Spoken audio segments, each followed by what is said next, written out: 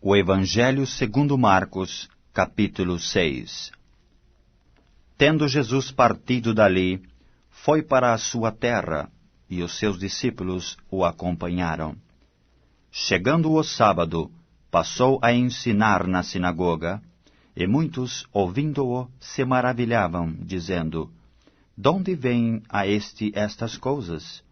Que sabedoria é esta que lhe foi dada?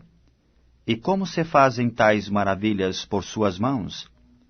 Não é este o carpinteiro, filho de Maria, irmão de Tiago, José, Judas e Simão? E não vivem aqui entre nós suas irmãs?" E escandalizavam-se nele. Jesus, porém, lhes disse: "Não há profeta sem honra, senão na sua terra, entre os seus parentes e na sua casa."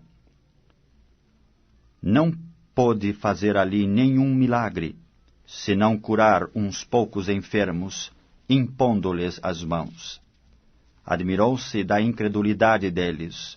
Contudo, percorria as aldeias circunvizinhas a ensinar. Chamou Jesus os 12 e passou a enviá-los de 2 a 2, dando-lhes autoridade sobre os espíritos imundos.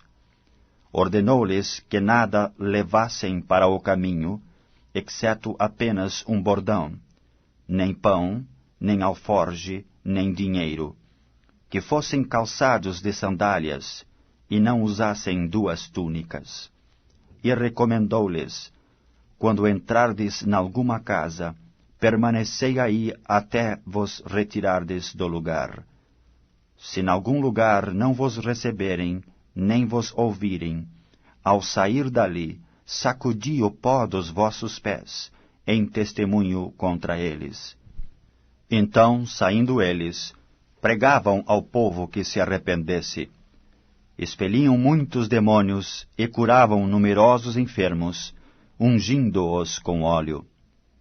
Chegou isto aos ouvidos do rei Herodes, porque o nome de Jesus já se tornara notório, e alguns diziam: "João Batista ressuscitou dentre os mortos, e por isso nele operam forças miraculosas." Outros diziam: "É Elias." Ainda outros: "É profeta, como um dos profetas." Herodes, porém, ouvindo isto, disse: "É João, a quem eu mandei decapitar, que ressurgiu." Porque o mesmo Herodes, por causa de Herodias, mulher de seu irmão Felipe, porquanto Herodes se casara com ela, mandara prender a João e atá-lo no cárcere. Pois João lhe dizia: "Não te é lícito possuir a mulher de teu irmão." E Herodias o odiava, querendo matá-lo, e não podia. Porque Herodes temia a João, sabendo que era homem justo e santo, e o tinha em segurança. E quando o ouvia, ficava perplexo, escutando-o de boa mente. E chegando um dia favorável, em que Herodes, no seu aniversário natalício, dera um banquete aos seus dignitários, aos oficiais militares e aos homens principais da Galiléia, entrou a filha de Herodias, e dançando, agradou a Herodes e aos seus convivas. Então disse o rei à jovem: "Pede-me o que quiseres, e eu te darei." E jurou-lhe: "Se pedires mesmo que seja a metade do meu reino, eu te darei." Saindo ela, perguntou à sua mãe: "Que pedirei?" Esta respondeu: "A cabeça de João Batista." No mesmo instante, voltando apressadamente para junto do rei, disse: "Quero que sem demora me des num prato a cabeça de João Batista." Entristeceu-se profundamente o rei, mas por causa do juramento e dos que estavam com ele à mesa, não lhe quis negar. E enviando logo o executor, mandou que lhe trouxessem a cabeça de João. Ele foi e o decapitou no cárcere, e trazendo a cabeça num prato, a entregou à jovem, e esta, por sua vez, à sua mãe. Os discípulos de João, logo que souberam disto, vieram, levaram-lhe o corpo e o depositaram no túmulo. Voltaram os apóstolos à presença de Jesus e lhe relataram tudo quanto haviam feito e ensinado.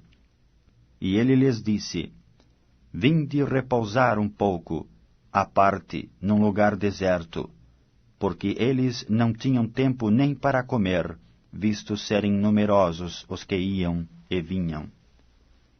Então foram sós no barco para um lugar solitário. Muitos, porém, os viram partir e, reconhecendo-os, correram para lá, a pé, de todas as cidades, e chegaram antes deles.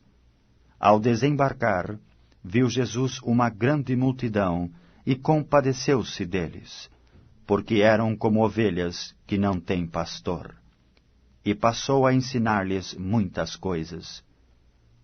Em declinando a tarde, vieram os discípulos a Jesus e lhe disseram: É deserto este lugar, e já avançada a hora. Despede-os, para que, passando pelos campos ao redor e pelas aldeias, comprem para si o que comer. Porém ele lhes respondeu: Dai-lhes vós mesmos de comer. Disseram-lhe: Iremos comprar 200 denários de pão para lhes dar de comer?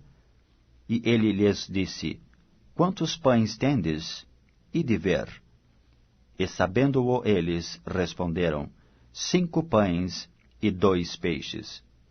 Então Jesus lhes ordenou que todos se assentassem em grupos sobre a relva verde. E o fizeram, repartindo-se em grupos de 100 em 100 e de 50 em 50. Tomando ele os 5 pães e os 2 peixes, erguendo os olhos ao céu, os abençoou, e partindo os pães, deu-os aos discípulos, para que os distribuíssem, e por todos repartiu também os 2 peixes.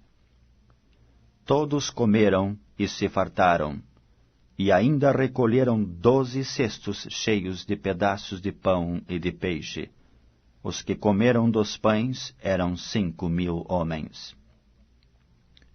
Logo a seguir, compeliu Jesus os seus discípulos a embarcar e passar adiante para o outro lado, a Betsaida, enquanto ele despedia a multidão. E tendo-os despedido, subiu ao monte para orar. Ao cair da tarde, estava o barco no meio do mar, e ele sozinho em terra. E vendo-os em dificuldade a remar, porque o vento lhes era contrário, por volta da 4ª vigília da noite, veio ter com eles, andando por sobre o mar, e queria tomar-lhes a dianteira. Eles, porém, vendo-o andar sobre o mar, pensaram tratar-se de um fantasma, e gritaram, pois todos ficaram aterrados à vista dele. Mas logo lhes falou e disse: Tende bom ânimo, sou eu, não temais. E subiu para o barco para estar com eles, e o vento cessou.